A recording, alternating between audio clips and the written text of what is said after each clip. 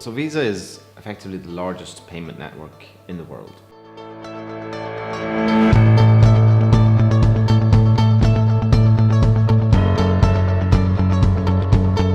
Today we find that 1 in 3 euros from a consumer perspective or consumer expenditure is spent on a Visa card. If you compare to somewhere with like the UK, they are closer to 1 in 2 euros. And if you compare to somewhere like the Nordics, you'll see that cash represents less than 2% of consumer expenditure. The key thing about payments is not very exciting from a consumer perspective. You don't really want to think about having to hand over money to anyone. In reality, we want to become completely invisible, and I think that's where we are successful. So if you're trying to buy a drink or send money to a friend, to split a bill, whatever it is, really, if we can make that as frictionless as possible, then we've done our job. I think with the advent of big data, you can also add an insights element to that. So, frictionless is fantastic, but when you add insights and logic into that, then suddenly you have a different type of value that you can add into that commerce.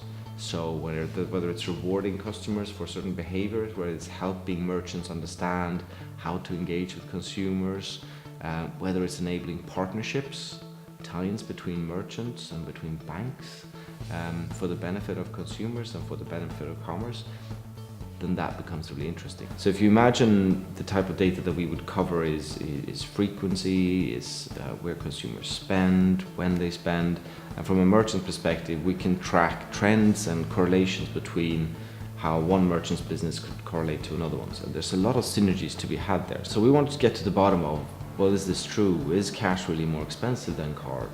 If you take a holistic view of all the costs that relate to cash and card in a business, you look at security, you look at the actual time spent of counting and reconciling, you look at fraud and security risks, and you look at any banking fees or payment fees that associate with either cash or card. So we tried to take that big view and see, all right, so actually, what does it come out? So we did this study in the Irish market. We took 40 merchants, and we followed the same approach that the European Central Bank had conducted a few years ago. And what we found for the businesses actually in the Irish market is that already today, it's cheaper to accept a card payment than it is to accept a cash payment.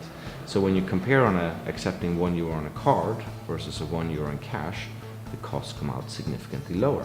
Generally what we've seen is a strong consumer adoption moving away from cash onto digital payments.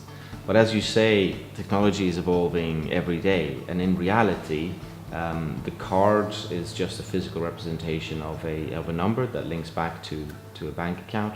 Those are just, I think, temporary in a way. Biometrics, fingerprints, facial recognition, all of these things are ways to authenticate the user.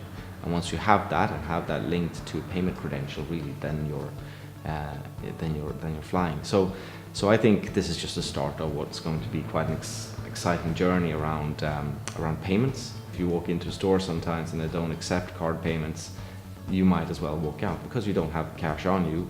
That's a reality that businesses are facing today. I think if you can't accommodate how people want to pay, then they will go elsewhere.